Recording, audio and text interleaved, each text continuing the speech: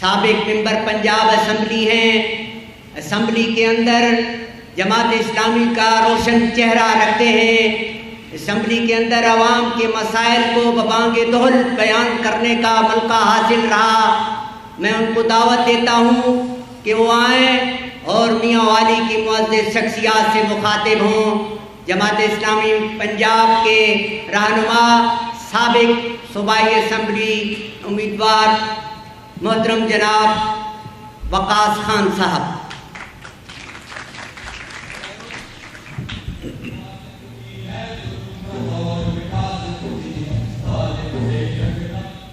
السلام علیکم ورحمۃ اللہ وبرکاتہ.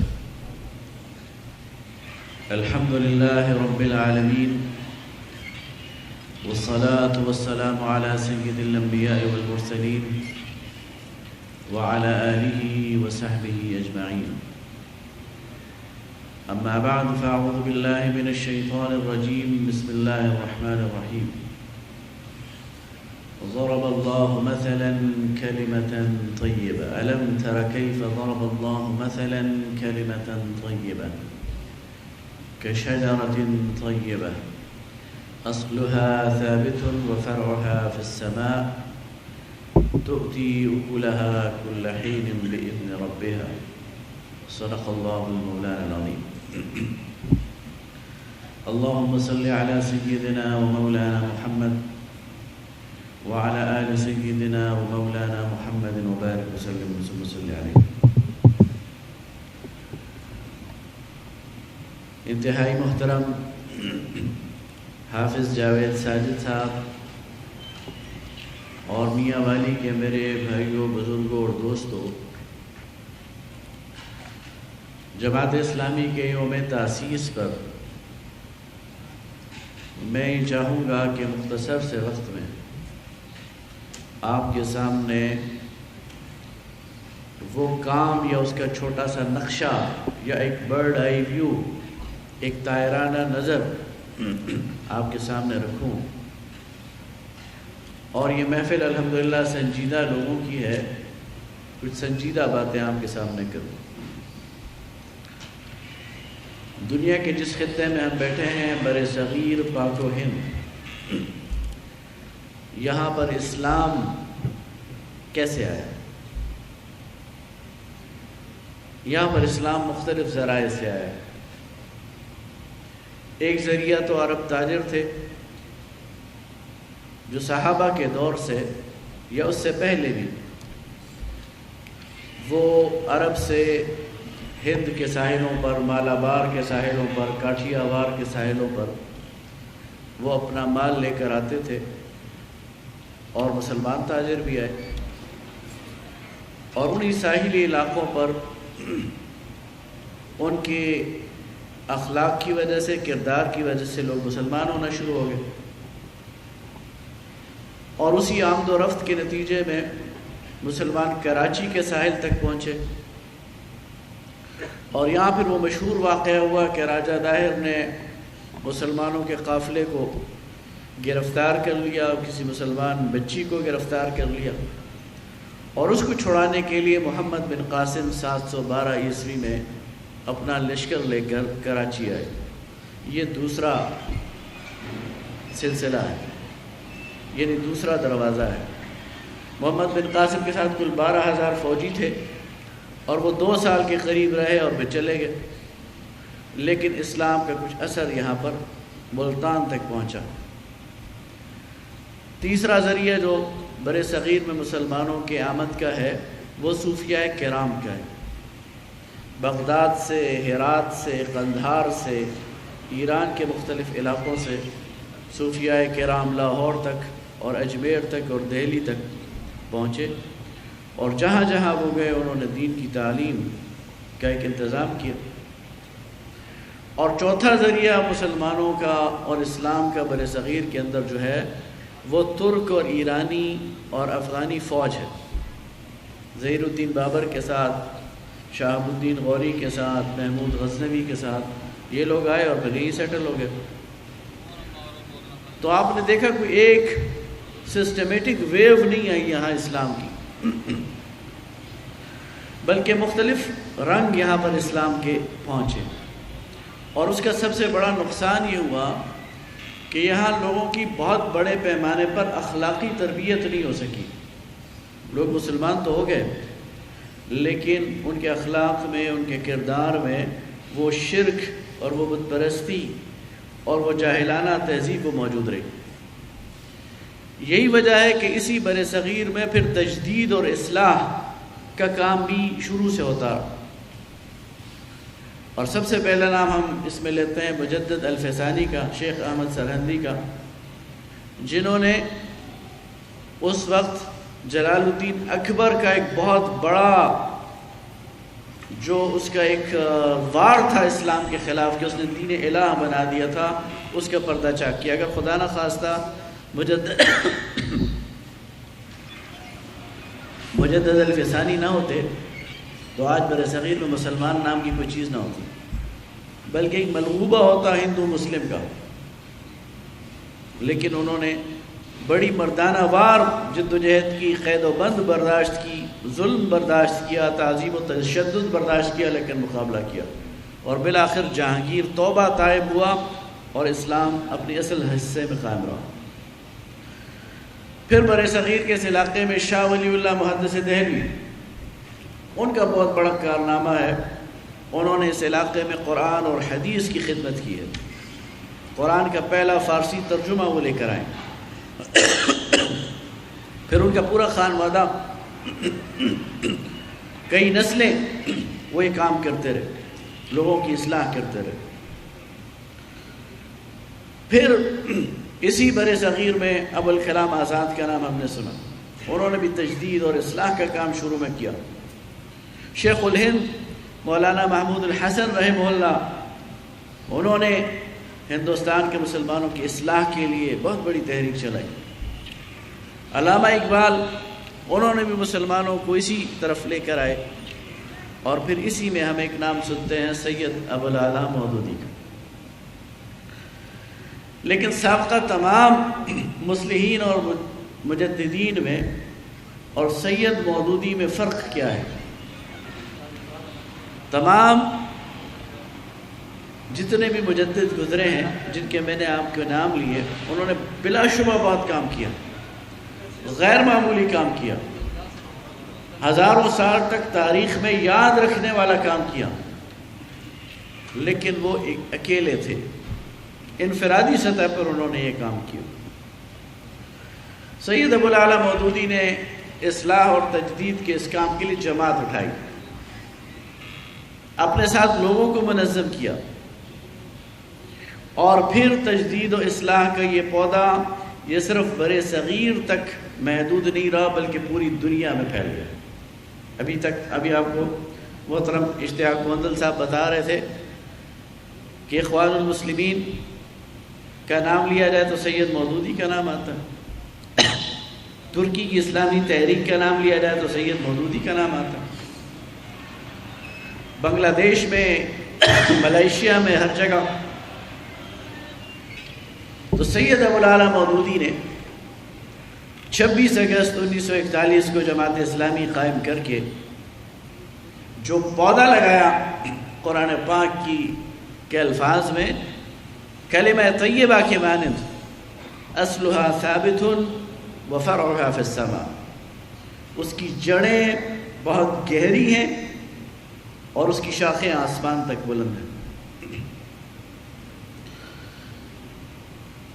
آج یہ سوال کیا جا سکتا ہے اور بڑا برمحل سوال ہوگا، ریلیونٹ سوال ہوگا کہ جماعت اسلامی کو کامیابی کیا ملی،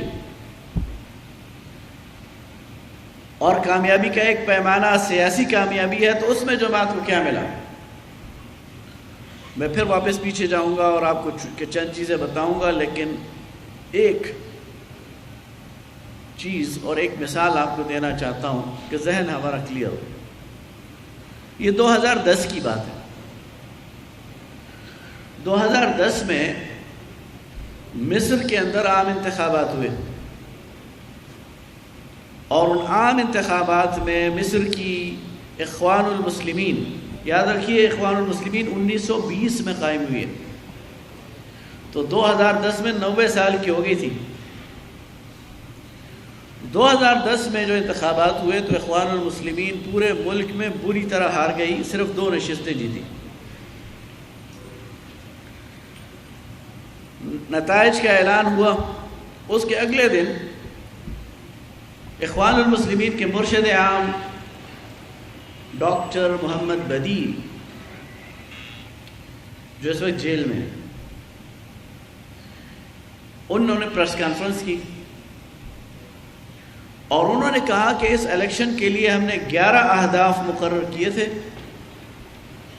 10 ہم نے حاصل کر لیے ہیں، 1 حاصل نہیں ہو سکا۔ میں خود حیران تھا کہ مرشد عام نے کیا بات کی ہے۔ جب ہم نے وہ پریس کانفرنس پاکستان میں پڑھی تو بات سمجھ نہیں آئی،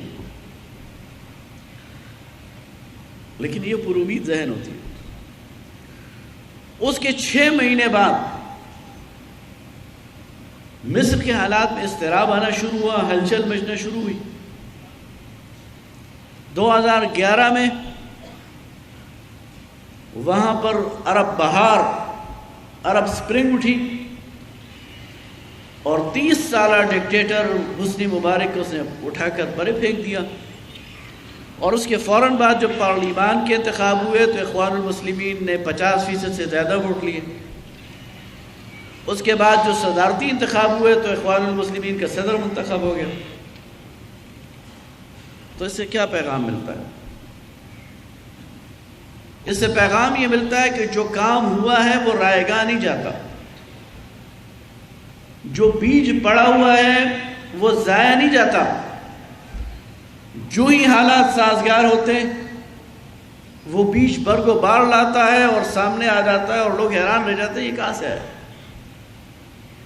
جماعت اسلامی نے 80 سال آبیاری کی ہے، 80 سال تخم ریزی کی ہے، 80 سال دلوں کو، دماغوں کو ایڈریس کیا ہے، لوگوں کو دعوت دی ہے۔ وہ دلوں کے اندر بیج موجود ہے، زمین کے اندر وہ بیج موجود ہے۔ اللہ رب العالمین کی طرف سے اذن آئے گا، حالات بدلیں گے تو پھر وہی چیز آپ کو یہاں نظر آئی۔ جب یہ پاکستان بنا تو اس وقت جماعت اسلامی، اس کے ارکان کی کل تعداد 350 تھی۔ سید مودودی بھی ہجرت کر کے امرتسر، پٹھان کوٹ سے یہاں تشریف لائے لاہور، اور سب سے پہلا کام کیا کیا کہ والٹن کے میدان میں موجودہ سمن آباد لاہور میں مہاجرین کا جو کیمپ ہے اس کو سنبھال لیا، لاشوں کو دفن کرنا شروع کر دیا، مریضوں کا علاج کرنا شروع کر دیا، لوگوں کو دوائی دینی شروع کر دی، خوراک دینی شروع کر دی، راشن پہنچانا شروع کر دیا۔ جماعت اسلامی نے اول دن سے اس ملک کی اور اس کے عوام کی خدمت کی۔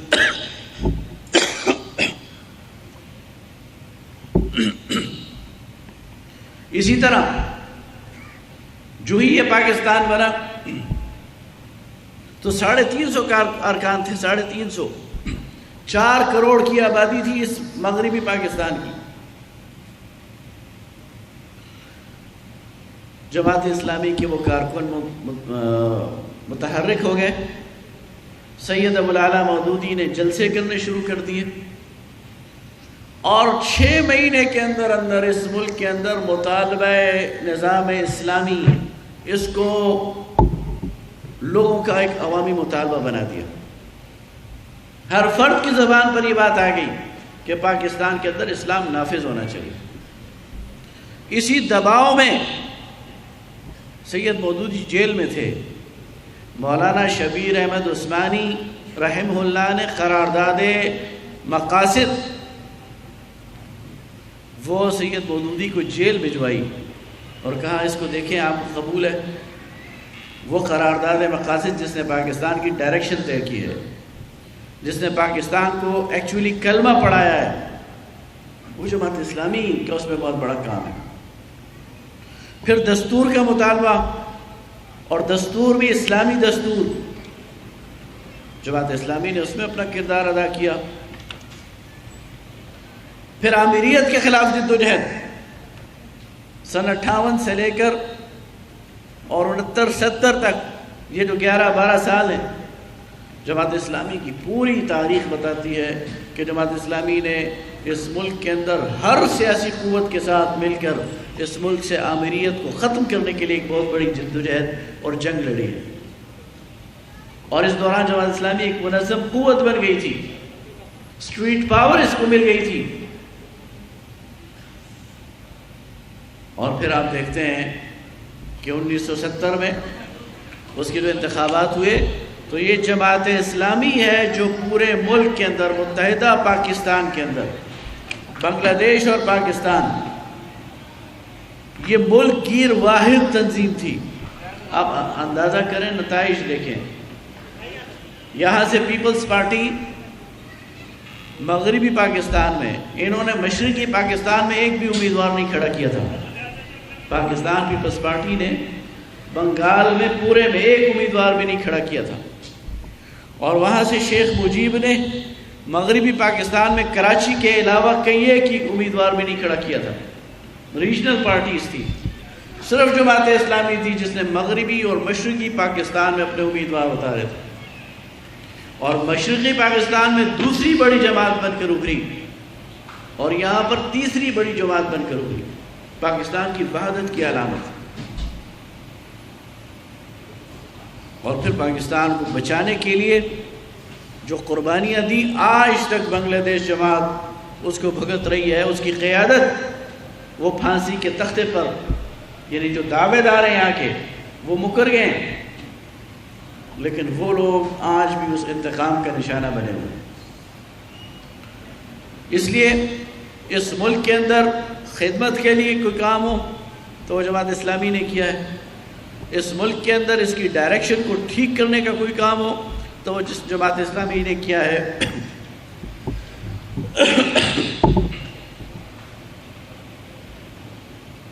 اور میں اسے جماعت اسلامی کی بہت بڑی کامیابی سمجھتا ہوں